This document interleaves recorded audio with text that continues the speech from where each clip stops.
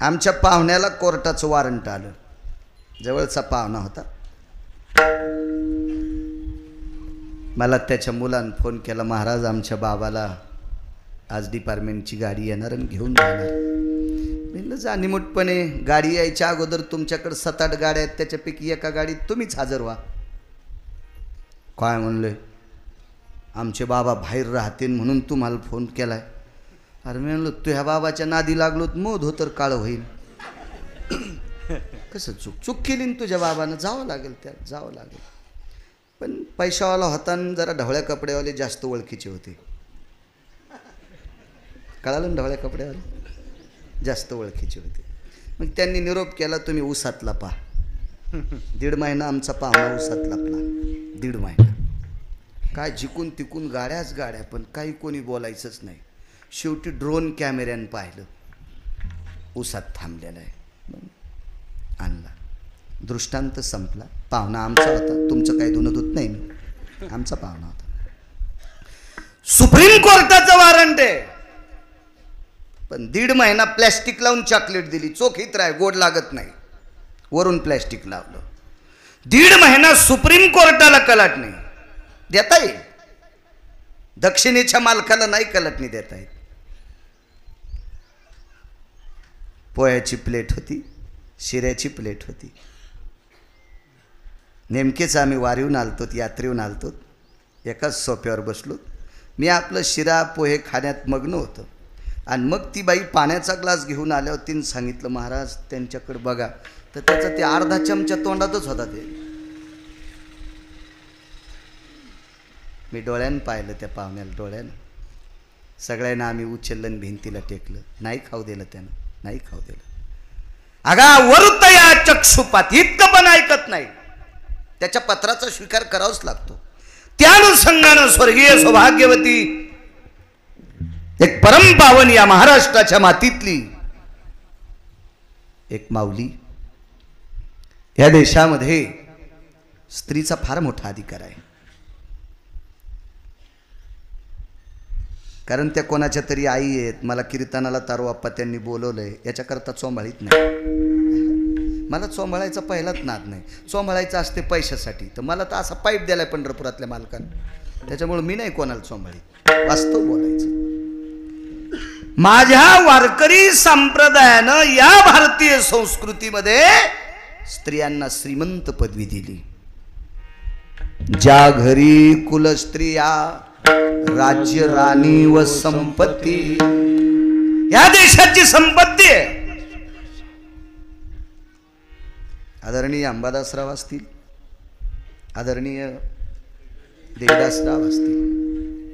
आप्पा, मी एकदा चतुर्थीच्या कार्यक्रमाच्या निमित्तानं फार दिवसापूर्वी संभाजीनगरला त्यांची पंगत होती गणपतीपाशी, चतुर्थी. त्यानिमित्त ते यजमान होते. मी आलतो कीर्तनाला, आठवते तुम्हाला? ध्यानात ठेवलं पाहिजे. माऊली, सुरुवातीला तुमच्याकडे आलो साहेब, तुमच्याकडे श्राद्धाला आलतो. बागडे नाना आलते त्या श्राद्धाच्या कीर्तनात. मेमरी कार्ड, शिक्षण कमी आहे पण मेमरी कार्ड ताईट दिलं मला. किती जीबीचे काय माहीत, म्हणून हे लहानसं वापरितो. विडाला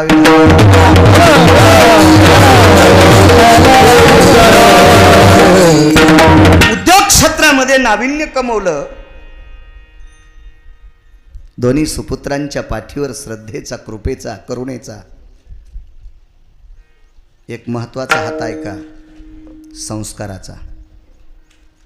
जी आई आणि जी वडील आपल्या लेकरावर संस्काराची थाप टाकतात का, ती लेकरं विश्वात नाव कमवत असतात. लेकरासाठी पैसे कमवणं काय मोठाडपण नाही. मागचेच मायबाप कमीत आले, ते आजचे कमवायलेत. मायबापांनी मुलासाठी पैसे कमवणं उपकार नाही, कर्तव्य आहे. मुलांनी सुद्धा मायबापांना सांभाळणं उपकार नाही, कर्तव्य आहे. पैशाची ढिगले याच्या मागचे मायबाप कमीत आले. फक्त संस्कार लेकरांना देणं महत्वाचा विषय आहे.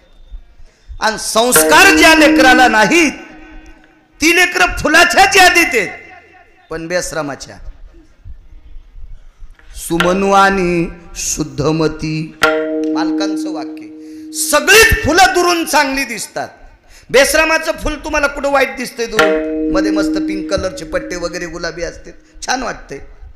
धोत्र्याचं फुल किती? धवलं यम कांतियाम सकलेषु आराध्ययाम पंचाननम तत्समर्पयामी. भगवान शिवजीला ते फुल आवडते, पण ते फुल विषारी आहे. बेश्रमाचं आणि धोत्र्याचं फुल चुरगळा, त्याचा हात असा तोंडावून फिरवा, एका तासात चेहरा सुजल तुमचा. दिसायला फुलं किती सुंदर दिसते, पण ते गोड नाहीत ना, ते सात्विक नाहीत, त्याचा सुगंध गोड नाही. तशी काही माणसंही अशा फुलासारखी का? घरच्या लोकांनी संस्कार केले नाही. गोडशे संसार सामान्य माऊली, साध्या मातीत राहणारी स्त्री, अशा माऊलीच्या संस्कारात वाढलेली ही दोन रत्न. देदासरावजी, अंबादासरावजी, तुम्ही मोठी माणसं आहात.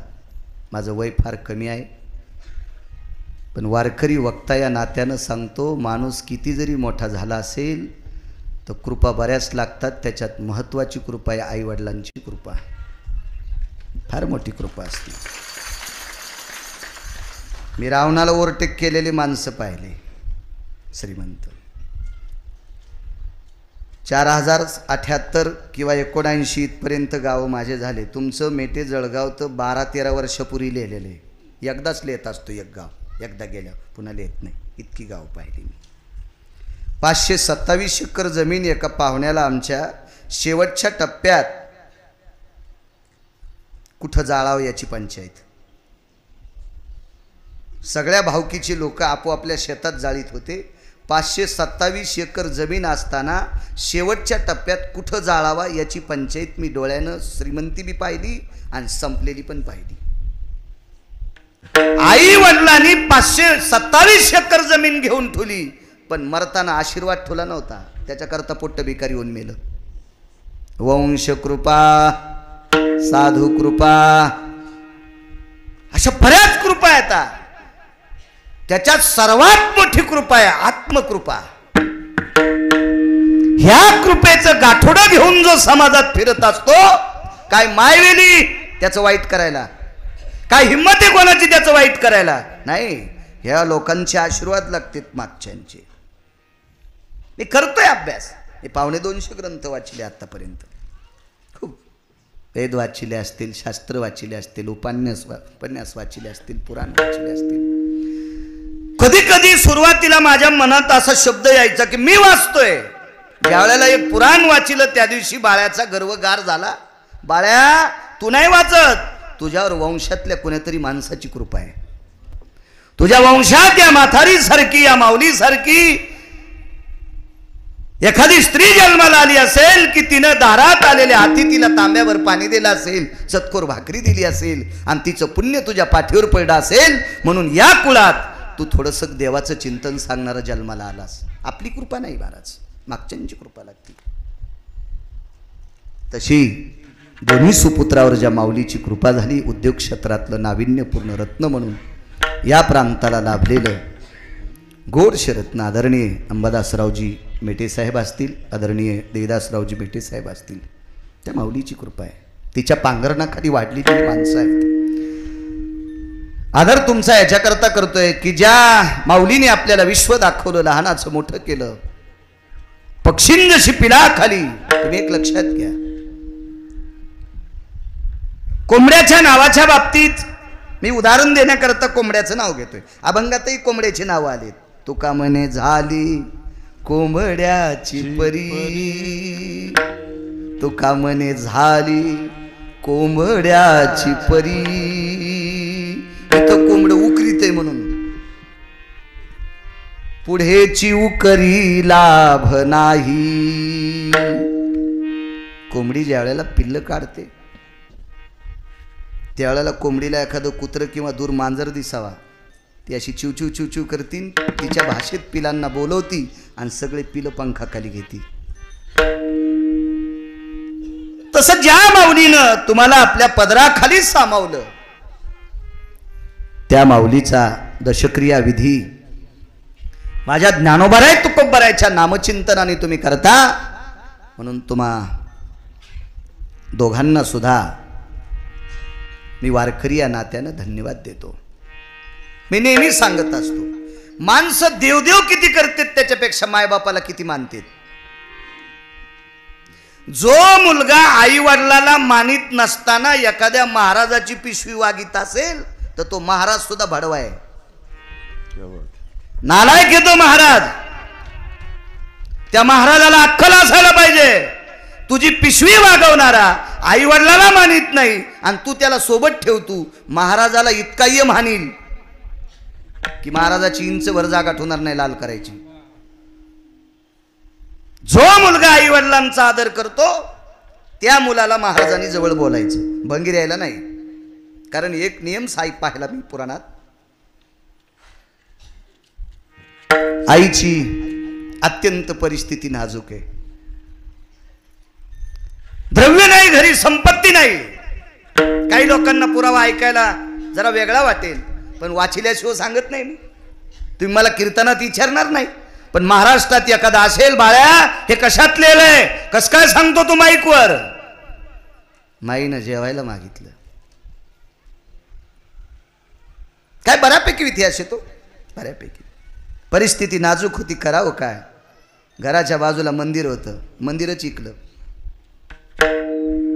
मंदिर अख्खं इकलं, धर्माचं मंदिर इकलं आणि माईची बापाची सेवा केली. पुण्यवान का पापी, क्या बात आहे, वाह वाह. नाही जरी पुराण वाचिलं तरी उत्तर तुम्ही गोड दिलंय. धर्म सिद्धांतामध्ये त्याची पुण्यवान म्हणून यादी आली. काही काही ओरडू लागले, चार वाक बोंबलू लागले ना. चार वाक कोणाला म्हणतात माहितीत का? जन्माला आपल्यात येतात, आपल्यात मोठे होते, आपल्या सोबत राहतात, आपल्या खांद्याला खांदा लावतात आणि आपलं इचकितेत. तुमच्यातले चार वाक सांगू? गाडीत तुमच्या बसतेत आणि अंधारात दुसऱ्याला मतदान हाणायला लावतात. हे चार वाक असते. चार वाक आपल्या सोबत राहून आपले वाबाडे काढतात, असे चार वाक. अशा चार वाकांनी प्रश्न केला की मग धर्मत्व द्या येते, हा धर्माचं मंदिर विकलंय आणि मायबापाची सेवा करतोय, मूर्ख आहे. नाही म्हणले. विश्वातलं ज्याचं त्याचं दैवत विटेवरच्या मालकापेक्षा, काशीतल्या मालकापेक्षा, गणपती बाप्पापेक्षा एका व्यक्तीला सर्वात मोठा देवे त्या व्यक्तीचे मायबाप. सकल तीर्थाची धुरे जेखा जाण माता पितरे. मला असं वाटतंय मंदिरात किती बाऱ्या दर्शनाला जातो त्याच्यापेक्षा आठवड्यात मायबापाच्या किती बाऱ्या पाया पडतो हे सांग. तरुणाच्या अंतकरणातली भ्रांत झाला पाहिजे. एक जण म्हणला महाराज कडक कमी बोली जा, तुमचे कीर्तन कमी घेतील. म्हणलं नाही घेऊ दे, लोक काय आपलं चांगलं करीत असतील. ठीक आहे, मेटे कुटुंबाने मला 5 कोटी रुपये दिले. मी येरी म्हणालो, हा येरी म्हणालो, येरी म्हणतोय तारू बाप्पा, तुम्ही तले बारक्या चाळणीन चाळीतात. 5 कोटी रुपये जर मेटे कुटुंबाने मला दिले, जातानाच जालन्यात अटॅक येऊन गिरगावकर जर मेला, काय करायचे 5 कोटी रुपये? मग आमचं दखिणारा कोण माहिती? पंढरपुरातला. त्याच्यामुळं खरं बोललं पाहिजे. राग आला तरी हरकत नाही, पण देवाला आवडलं पाहिजे. एखाद्याला आवडलं म्हणजे ते महाराजाला बनिली धुवायला लाईन, ते करायचं का संप्रदायातल्या लोकांनी? नाही नाही, चुक आहे, चुक आहे, चुक आहे, चुक आहे, असं नाही करायचं. देवाला आवडेल ते बोलायचं. काय सांगू लागलो?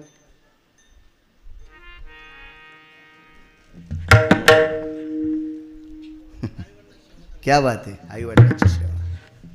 तरुणांना सांगतोय, जो तरुण दिवसात एकदा आंघोळ झाल्यावर आई जिवंत असेल, वडील जिवंत असेल किंवा दोघांपैकी एक असेल, सकाळचं स्नान झाल्यावर एकदा आपल्या कामाला जाताना आईचं किंवा वडिलाचं दर्शन दिवसात जो मुलगा एकदा घेतो का, त्याला भारतातल्या कोण्याही महाराजाच्या पाया पडायची गरज नाही. स्वामीजी मोठी माणसं पुढे उभे बसलेले, एकाही महाराजाच्या पाया पडायची गरज नाही. फक्त त्यानं मायबापाचं दर्शन घ्यावा. एवढी मोठी ताकद आहे, एवढी मोठी. या आई स्वामीजी, आई विडाला विडाला विडाला. तुम्हाला सांगतो, तुम्हाला काय काय महाराज इतके पागल भेटत आहेत. या महाराष्ट्रातल्या महिला भैकून टाकल्या काय काय नालायकायनं. उपासक कोणते धरायला पाहिजे आपल्या बायकांनी? जे ज्ञानोबारायनं सांगितले, जे तुकोबारायनं सांगितले, जे नाथबाबांनी सांगितले, जे सावताबाबांनी सांगितले, जे शेना महाराजांनी सांगितले, जे रविदासांनी सांगितले, जे कबीर महाराजांनी सांगितले, जे मीराबाईनं सांगितले, जे जनाबाईनं सांगितले, जे मुक्ताबाईनं सांगितले, ते उपासक धरायचे. किंवा जे भगवान शिवजीनं सांगितले, किंवा जे भगवान पांडुरंगाने सांगितले, ते उपास धरायचे. भांगऱ्यानं सांगितलेले उपास धरायचे नाही. या भारत देशातली महाराष्ट्राच्या मातीतली स्त्री व्यसनी नाही, पण पुरुषापेक्षा जास्त आजारी पडतात. याचं एकमेव कारण आहे देवानं न सांगितलेले उपास जास्त डोसक्यावर घेतात. सोमवार, एकादशी सोमवार आणि शक्य झाला तर प्रदोष. याच्या व्यतिरिक्त शास्त्रात कोणता उपास असला त्यानं मला दाखवा, मी त्याच्या बुटाचं मंदिर बांधितो. पण मला शास्त्राचा पुराणाचा पुरावा लागतोय. भंगिऱ्यानं लिहिलेल्या पुस्तकातलं नाही. भंगिऱ्याची पुस्तकं प्रकाशित करतात कोणी बी, काय त्याला विषय. हे अमक्यानं लिहिलेलं पुस्तक आहे. ते पुस्तक वाचिल्यावर बायको पण जगिता येत नाही. काय कामाचं ते पुस्तक. मोठ्यांनी सांगितलेला साधार मानला पाहिजे. तुम्हाला सांगतो माझ्या माईंनो, जी बाई दिवसात नवऱ्याचं एकदा दर्शन घेते तिने भारतातल्या कोण्याच महाराजाच्या पाया पडायचे. पडू नका असं म्हणत नाही, पण महाराज जर नाही सापडे तरी दुःख मानायचं नाही. आणि दुसरा पुरावा ऐका, जी बाई दिवसात 3 वेळेला नवऱ्याचं दर्शन घेते का, तिनं पांडुरंगाच्या पण पाया पडायचं नाही. भगवान शिवजीच्या पण पडायचं नाही. आता किती अवघड वाटलं तुम्हाला. दगड आणतील का नाही लोक मला. पुराव्याशी कसा बोलत, इतकं सोपं आहे. किती कॅमेरे चालू येते हे तर इथून गेल्याबरोबर अर्ध्या घंट्याला अख्ख्या भारतात टाकून देते ते कीर्तन. त्याच्यातला एक पुरावा सांगतो, 19 पैकी एक पुरावा सांगतो. ह्या पुन्हा म्हणत्याल मा तार बाप्पा कशाला पार्वती माईच्या कीर्तनाला आणलो हवं मेला. हे तर म्हणला देवाच्या पण पाया पडू नका. एक बाई नाहीच पाया पडली पंढरपुरातल्या मालकाच्या. पंढरपुरातला मालक तिच्या 9 बाऱ्या पाया पडला. याचं काय असतं माहिती आहे का, काय शास्त्र माहित नाही, पुरावा नाही. यालाची बेलाला शिमग्याच्या तेलाला. हे काही धर्म. सर्वात मोठा मुलांचा देव आपले आई वडील. सर्वात मोठा देव तिचा पती आहे. मानी भ्रताराची बोली धन्य जगिती माऊली. जिचे होता दर्शन मिळे पोट भरी अन्न. तुका म्हणे पतिव्रता तिची देवावरी सत्ता. एवढी ताकद आहे. महर्षी अगस्तींच्या धर्मपत्नी लोपामुद्रा भगवान प्रभू रामचंद्र त्रेतायुगात 9 वेळेस पाया पडले. बाई एकदाही पडली नाही. आईसाहेब जाता जाता म्हणल्या, मालक तुम्ही 9 वेळेस त्या बाईच्या पाया पडलात, म्हणून मला नाईलाजानं 7 बाऱ्या पडावं लागलो. सीतेला, सीता कोणी माहिती आहे, पंढरपुरातली मालकीन लक्ष्मी. राम कोण माहिती आहेत, भगवान वैकुंठाधिपती विष्णू परमात्मा. मालक तुम्ही पडल्यामुळे मला 7 वेळेला पाया पडावं लागलं. तिने एकदा तरी तुमच्या पडावा. भगवान प्रभू रामचंद्राचे डोळे भरून आले. सज्जनांनो, भरून आले.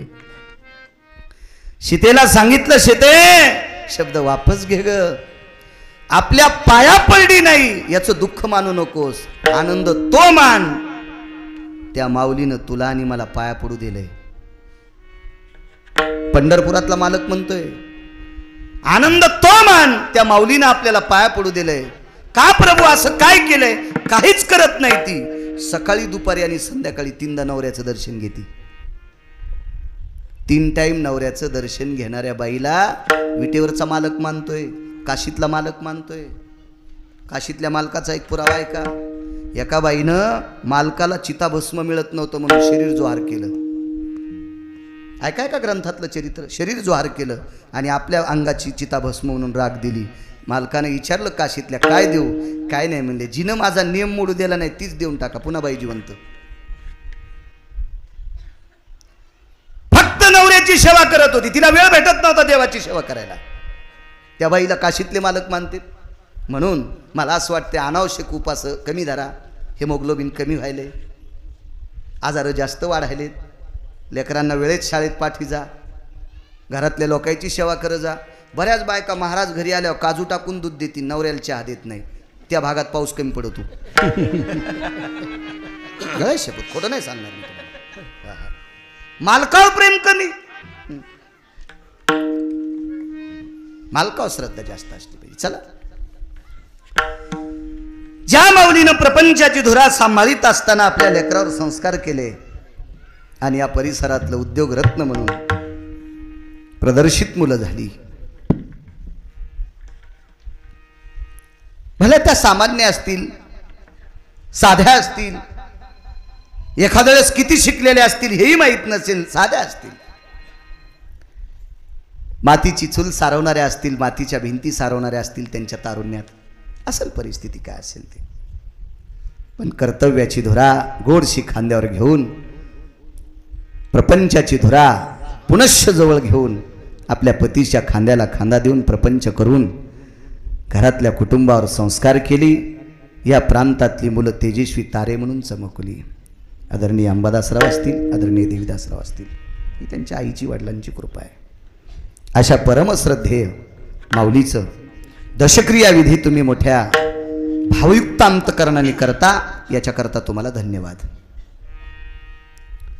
आई वडिलांवर श्रद्धा ठेवणारी माणसं गोड असतात आणि खरंच ठेवायला पाहिजे. माझं तर मत आहे, जो पक्वाद्या आई वडिलांचं किमान आठवड्यात 2दा दर्शन घेत नाही त्यानं भारतात पक्वाद वाजू नये. राग येऊ देऊ नका बरं का महाराज, राग येऊ देऊ नका, मी वाचून सांगतोय. जो पट्टीत गाजलेला गायक असेल आणि तो आई वडिलाला जर मानित नसेल तर त्याचं भजन ऐकण्यापेक्षा तमाशा पाहायला बरा. राग येऊ देऊ नका बरं का, नाही राग येऊ देऊ नका. जो कीर्तनकार माई आईचं बापाचं दर्शन घेत नसेल आणि लोकाला मायबाप सांगत असेल, त्याचं कीर्तन ऐकून जर तुम्ही त्याला पाकिट देत असताल तर तो हरामखोर कोण्या नरकात जाईल, जाऊ द्या, पण तुमच्या गावाला कुलूप लागन. दोघाशी पतन सारिखेशी केले पाप जेने दिले अनुमोदन, दोघाशी पतन सारिखे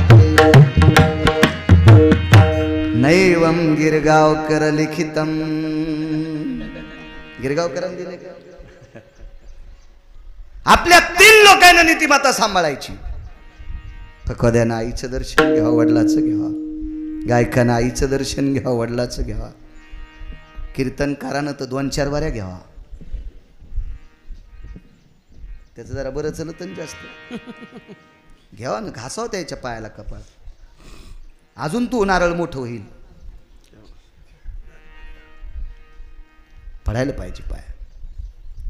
विश्वातलं सर्वात मोठं ज्याचं त्याचं सांगतोय, दैवत हे आई वडील. सकल तीर्थाची धुरे जी का जाण माता पितरे. एक मान्य अमान्य काय शपक वगैरे काय पुरावा असेल, माय बापे केवळ काशी तेने न जावे तीर्थासी.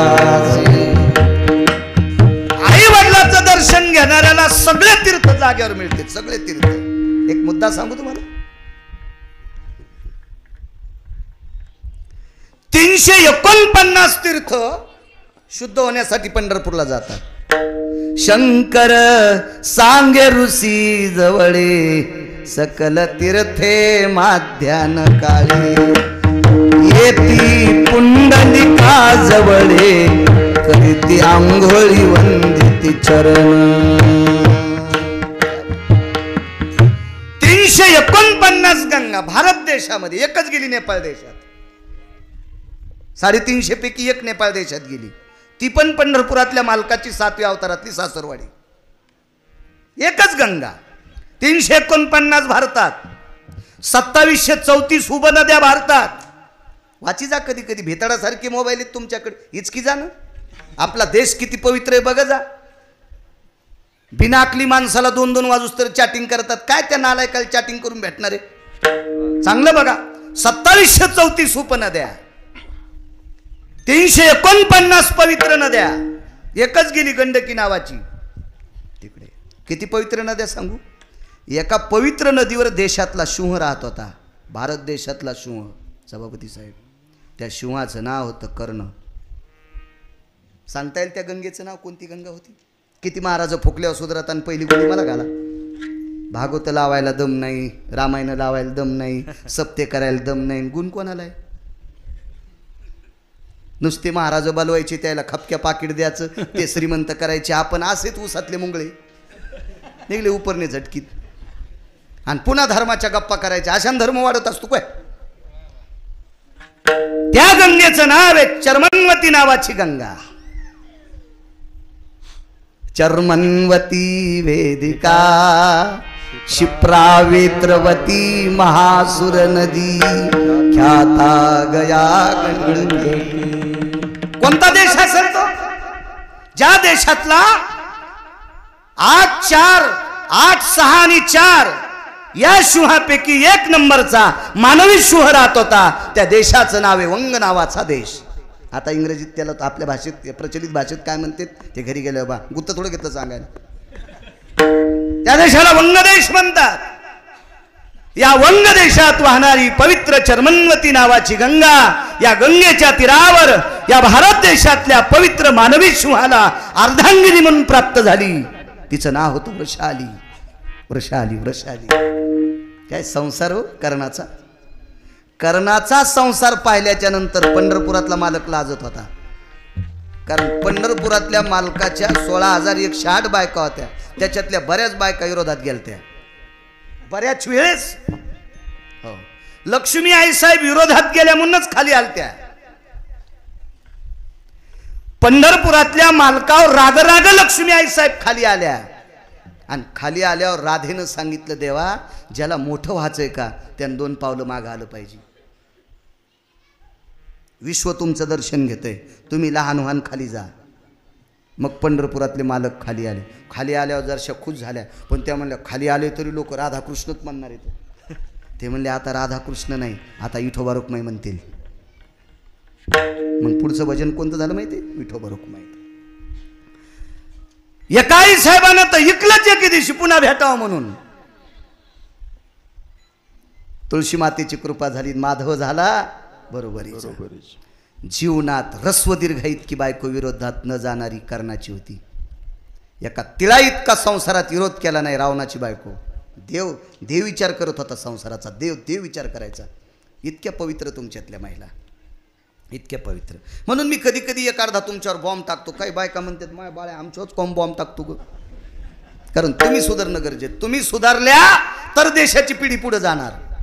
आणि तुम्ही कोणते अभंग म्हणाय बिएल वाया गेले ग बाय बाय तिकडेच घसरून मेले. वाहून जाशील ना पुरात असं काही बी म्हणल्यावर. गाथे पडे ज्ञानेश्वरी हे वाच ना तू काही अभंग.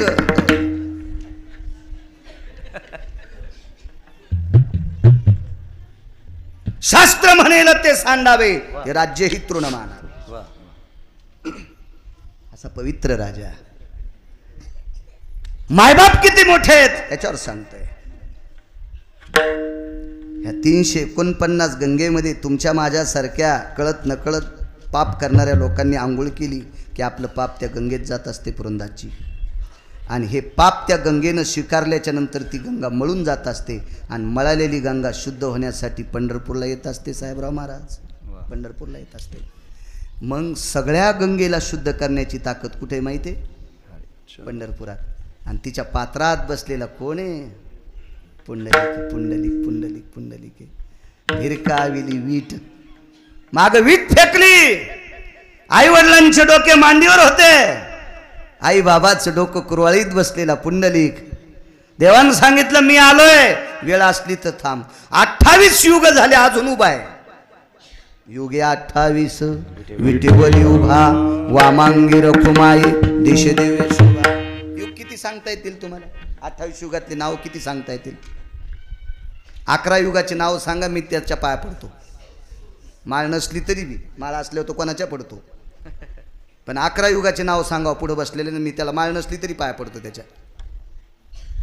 नाही सा तुमचा दोष नाही ना, हे आमच्या लोकांचा दोष आहे ना. आमचा अभ्यास करायला पाहिजे आमच्या लोकांनी. इतकेच पाठ असतील तुम्हाला. सत्ययुग, त्रेतायुग, क्रतायुग, द्वापार युग, कलियुग. पुन्हा पुढचं सांगितलं कसं होतं. इथून पुढे भागवतकाराला, रामायणकाराला विश्वाचा अभ्यास सांगत असताना सात्विकपणानं चिठ्ठी द्या महाराज. हे 5-6 युग आम्ही लय दिवसापासून ऐकायलोत. आम्हाला राहिलेल्या 28 मधले अजून 2 सांगा. आमचा कीर्तनकार अभ्यास करून कीर्तन करील. त्याच्याकरता श्रोते हुशार व्हायला पाहिजे. आणि तुम्ही हुशार नाही झाले की मग आमचा मस्त चालणार. वाटेल ते गाणे म्हणा, काही म्हणा, चलतं आमचा मेळ, मग त्याला काय विषय, चलत राहते.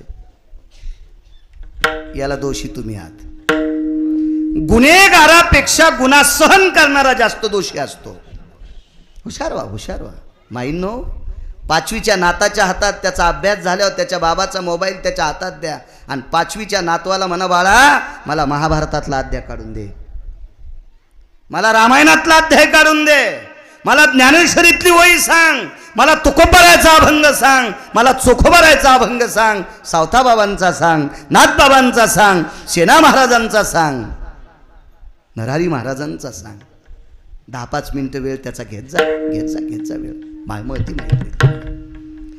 आई वडिलाची सेवा करणाऱ्या पुंडलिकानं विश्वाचा बाप उभा केलाय 28 युगापासून. मग कल्पना करा, सेवा सगळ्यात मोठी कोणती? मायबापाची. आई वडिलाच्या सेवे इतकं पुण्य दुसरं कशा. अशा श्रद्धेय स्वर्गीय कैलासवासी, सत्यलोकवासी, गोलोकवासी पार्वतीबाई यांच्या या दशक्रिया विधीनिमित्त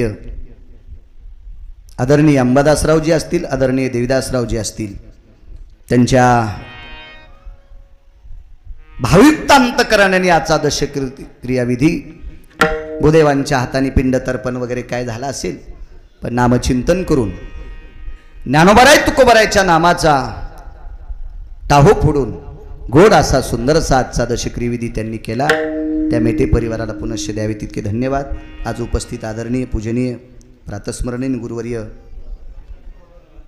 प्रभातगिरी महाराजजी आहेत, आदरणीय परमश्रद्धेय पुरंदासजी महाराज आहेत, आदरणीय परमश्रद्धेय अश्वानंदगिरीजी महाराज आहेत. तिन्ही साधूंना साष्टांग प्रणिपात करतो. माऊली महाराज असतील, ज्यांनी चाल म्हटली ते अवताडे महाराज असतील, आदरणीय सुंदर महाराज असतील, आदरणीय माऊली महाराज असतील, परदेशी महाराज असतील. बस चला. मस्तक माझा पायावरी वारकरी संतांच्या या परिसरातून ज्ञानोबाराय तुकोबारायचं नामचिंतन करणारी ही निष्ठावंत वारकरी मंडळी यांच्या चरणी साष्टांग प्रणिपात करतो. ज्यांच्याकडे मी मागे सभापती साहेब त्यांच्याकडेच एकदा श्राद्धाला आलो ते सुद्धा आहेत. तारोआप्पा मेटे असतील, पवार काका असतील, आमचे पंडित भाऊ असतील.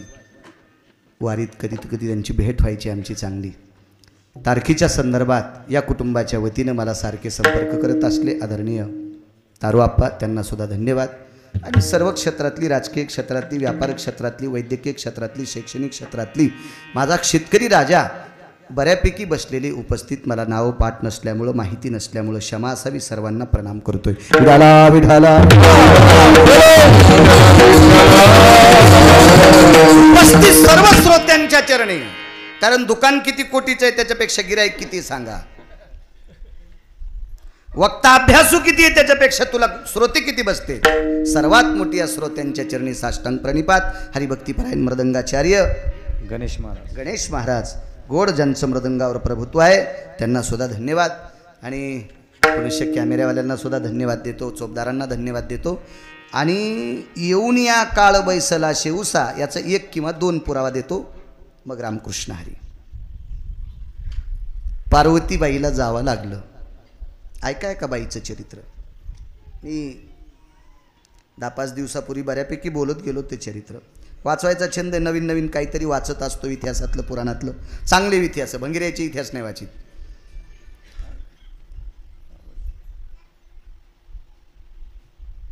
परमपावन नैनितालच्या अरण्यात एक साध्वी स्त्री होऊन गेली, मा भगवती आनंदमाई. किती अधिकारी स्त्री. त्या स्त्रीच्या दर्शनाला शंकराचार्य जात होते. इतकी मोठी स्त्री स्वामीजी, शंकराचार्य.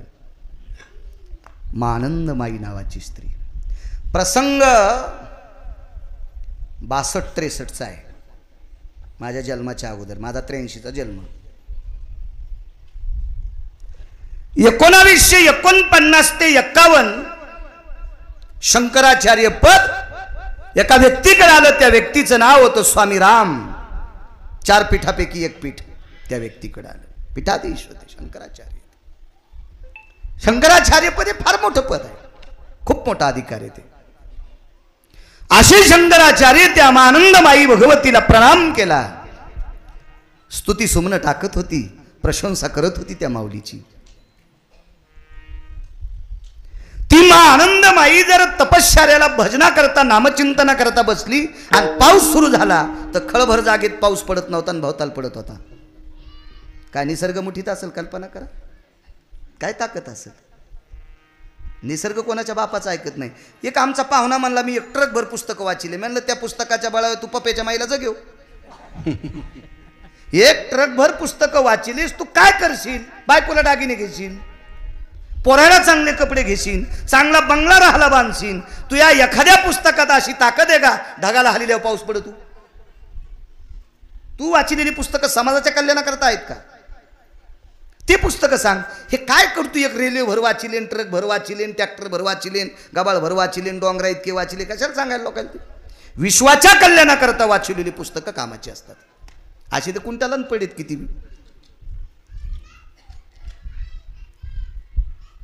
स्तुती सुमने टाकली. मग आनंदमाईनी स्वामी रामांना सांगितलं, राम अरे तू फारच माझी प्रशंसा करतो. चांगल्या लोकांना स्तुती आवडत नाही. पूज्यता डोळा न देखावी, स्वकीर्ती कानी ना ऐकावी. साधूचं लक्षण सांगितलं. महत्व हरवी, चातुर्य लपवी, पिशेपण मिरवी, हवडू. महत्व हरवी, काय वाक्य हो मालकांचं. या चौकटीत जो बसतो तो साधू, या चौकटीत बसतो तो वारकरी. क्या बात आहे. वा वा वा वा वा.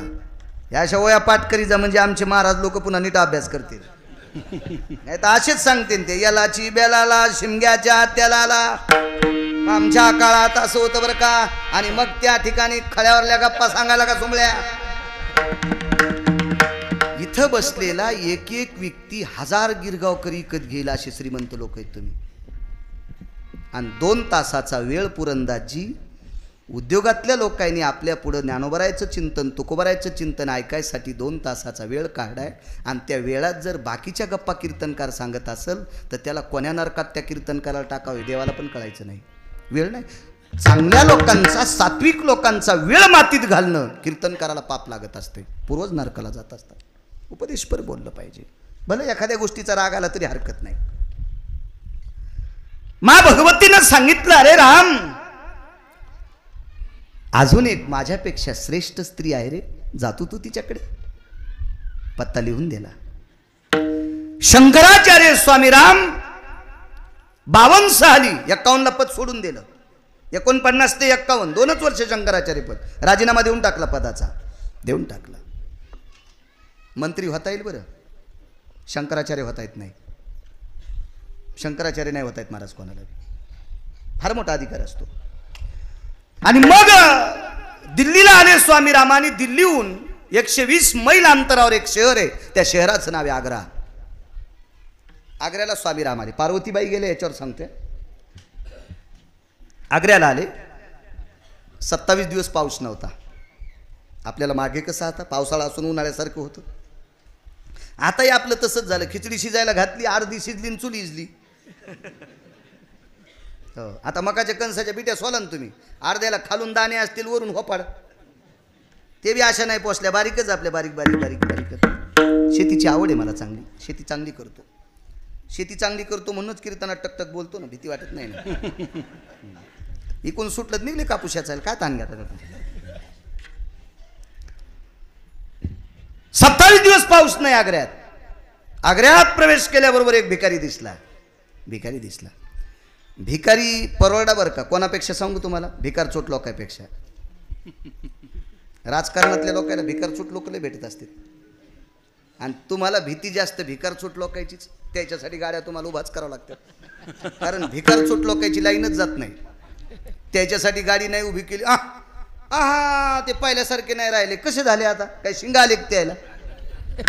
म्हणून भिकारचोट लोकांची सगळ्यालाच भीती. भिकारी परवडा बरं का, भिकारी किती पण परवडा, पण भिकार चोट नाही परवडा. भिकाऱ्याची अपेक्षाच नसती, असली तरी त्याची स्थान होत असती, बाकीची नसती. भिकार चोट लय विचित्र लोक. भिकारी होता तो भिकारी. एक लक्षात ठेवा, याच्याहून एक दुसरं शिकायला भेटन, कोणाला लहान समजायचं नाही. स्वामी रामांनी त्या भिकाऱ्याचा चेहरा बघितला. 50 मंत्र्याचे चेहरे जे श्रीमंतीतलं ते जास्त का वैभवातलं, एकट्या भिकाऱ्याकडे होतं. हे उग आता हल्ली मंत्र्यांना मोठं म्हणतात म्हणून लावलं, याला काही पुरावा नसतो. एवढा तेजस्वी भिकारी, राहायला घर नाही, भिक्षा मागायला पात्र नाही स्वामीजी. कळात्तर हातळ हाताव भिक्षा, डाव्या हातात काठी. त्या भिकाऱ्याला बघितल्यावर स्वामी रामांनी वाकून नाही नमस्कार केला, पण छातीवर हात ठेवला. नम्रतेचं लक्षण आहे. युद्ध प्रसंगातला एकदा मी प्रसंग, महाभारतातला जाबालीनी वर्णन केलेला प्रसंग पाहिला. महाभारतात बघायचं नाही, पुन्हा महाभारत पाहिल्यावर नाही सापड्या म्हणताल बाळ्यानं कशातलं सांगितलं, मी वाचून सांगतोय. महर्षी जाबालींनी एक संदेश दिला, युद्धातली नम्रता. समोरून युद्ध करत असणाऱ्या व्यक्तीच्या हातातले जर शस्त्र संपले असतील तर त्यानं हात वरी करायचा, पुढचा मारित नाही त्याला. हे नम्रतेचं लक्षण आहे, नम्रतेचं लक्षण आहे. एक सोपं सांगू, आपल्या ग्रामीण भागातलं लक्षण तुम्हाला, सोपं सोपं. एक कुत्र दुसऱ्या गल्लीत गेल्याच्या नंतर त्या गल्लीतलं ते कुत्र बॉस असते. त्यानं वाव केल्यावर त्याच्या गल्लीतले 7-8 मित्र त्याच्यासाठी जमा होते. आणि हे नवीन कुत्र त्या गल्लीत गेल्यावर याला एक लक्षात आलं पाहिजे, आपल्याला फाडतेत. याच्याकडे नम्रता एकच आहे, यानं कष्टा घालायचा. कष्टा कळालं ना तुम्हाला? शेपूट वरी असती कुत्र्याची, पण खाली शेपूट दोन्ही पायाच्या मधात धोत्राच्या कष्ट्यासारखी घातली की पुढचं कुत्र त्याला चावत नाही, ते म्हणते आपल्याला भेल. हे नम्रतेचं लक्षण आहे, नम्रतेचं लक्षण. आणि एरवी नम्रतेचे लक्षण नमस्कार, राम राम, जय हरी, प्रणाम, वाकणे वगैरे, आदरयुक्त लोकांकडे वाकायचं असतं, वाकायचे. मग स्वामी रामांनी एक हात छातीवर ठेवला आणि भिकाऱ्याला या शब्दाचा अर्थ प्रणाम. श्रुती विचार करत असेल, पुराण विचार करत असेल, शास्त्र विचार करत असेल, अधिकारी लोकांकडे बघत असताना, किंवा ह्या तिन्ही लोकांचा विचार करून अधिकारी लोक वर्तन करत असतात. हा संप्रदाय ऋषीप्रणित संप्रदाय, हा संप्रदाय मुनिप्रणित संप्रदाय, हा संप्रदाय वेदप्रणित संप्रदाय, हा संप्रदाय शास्त्रप्रणित आहे, हा संप्रदाय पुराण प्रणित आहे. हा संप्रदाय एखाद्या भंगाऱ्याच्या ताब्यातला नाही, त्यानं वर्चस्व घ्यायचं नाही मी म्हणून. हा तुला कोणी विचारणार आहे? ऋषी मुनी योगी जपी तपी सिद्ध अनुरागी या लोकांच्या सानिध्यातला संप्रदाय. भिकाऱ्याला पाहून छातीवर हात ठेवला. प्रणाम महात्माजी, प्रणाम. भिकाऱ्याने असं बघितलं, प्रणाम स्वामीजी. भिकारी भिकारीच होता तो. प्रणाम स्वामीजी. हात तर असा होताच, एका हातात काठी. प्रणाम स्वामीजी. मान वाकली. महर्षी श्री शंकराचार्य. आता पुढे फार पदव्या, नुसती शंकराचार्य नाही, महर्षी, तपस्वी, तेजोनिधी, तेजोभास्कर, काय काय पदव्या असतील स्वामी रामांना. ह्या सगळ्या पदव्यांनी परिपूर्ण पात्र असणारे स्वामी रामांनी भिकाऱ्याला विचारलं, महात्माजी साध्वी कहाँ ठहरती है? हिंदीत बोलायचे, महात्माजी एक साध्वी राहतात आग्र्यामध्ये, त्या कुठे आहेत? उत्तर काय द्यावं माहिती? ते म्हणले नाही, आमखी माडी आहे, त्या माडीच्या पलीकडे पिपळाचं झाड आहे, त्याच्या पलीकडून डावीकडे वळा, तिथे एक बाभळीचं झाड असेल, पुढे आंब्याचं झाड असेल, तिकून बदामाचं झाड असेल, बारीकसा वडा येईल, पलीकडून एक माडी आहे, त्याच्या पलीकडे मग त्या बाई राहत्या. असला पत्ता नाही सांगितला, ऐका भिकाऱ्याचा पत्ता. स्वामीजी त्या ठिकाणी साध्वी राहते. ते हिंदीत वाक्य आहे सगळं, पण आता मी मराठीत सांगतो. ज्या बाईला गौऱ्या नीट लावता येत नाहीत का, तिनं धिरडे करायचे नाही. पिठाचा नाश होत असतो, पिठाचा नाश. जिला पिठल्यातले गोळे फुटत नाहीत का, तिनं बासुंदी करायचीच नाही, दुधाचा नाश होतो. आपल्याला मराठी नीट येते ना, बाकीची येतच नाही. कशाला इचकायचं घरच्याचं इटन शेजाऱ्याचं बांधणी, काय गरजच नाही ना आपल्याला, आहे का नाही? इतक्या पुरतं बोलायचं. आपल्याला काय दुसऱ्या राज्यात जायचंच नाही. गेलो फक्त एकदा गोव्याला, तिथून आल्या उलटलतो. गोवा पाहायला नव्हतो गेलो, कीर्तनाला गेलो मी. 5 कीर्तन झालते गोव्यात. तिथून आल्यावरच गाडी गुतली आमची ट्रॅक्टरात. तेव्हापासून तर बसून कीर्तन करावं लागेल.